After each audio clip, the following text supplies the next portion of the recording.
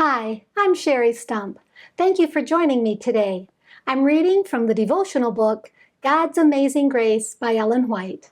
Today's reading is September 16 on page 267. The title of today's devotion is Not in Worldly Pomp. In 1 Corinthians chapter 2 and verse 5 it says, that your faith should not stand in the wisdom of men, but in the power of God. Jesus was to do his work, not with pomp and outward display, but through speaking to the hearts of men by a life of mercy and self-sacrifice. The followers of Christ are to be the light of the world, but God does not bid them make an effort to shine. He does not approve of any self-satisfied endeavor to display superior goodness. He desires that their souls shall be imbued with the principles of heaven.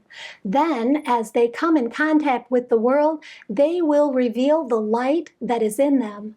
Their steadfast fidelity in every act of life will be a means of illumination. Worldly display, however imposing, is of no value in God's sight. Above the seen and temporal, he values the unseen and eternal. The former is of worth only as it expresses the latter.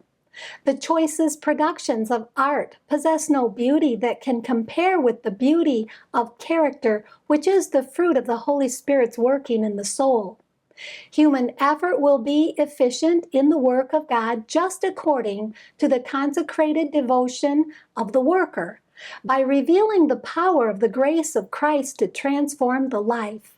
We are to be distinguished from the world because God has placed his seal upon us, because he manifests in us his own character of love. Our Redeemer covers us with his righteousness. In choosing men and women for his service, God does not ask whether they possess worldly wealth, learning, or eloquence. He asks, do they walk in such humility that I can teach them my way? Can I put my words into their lips? Will they represent me?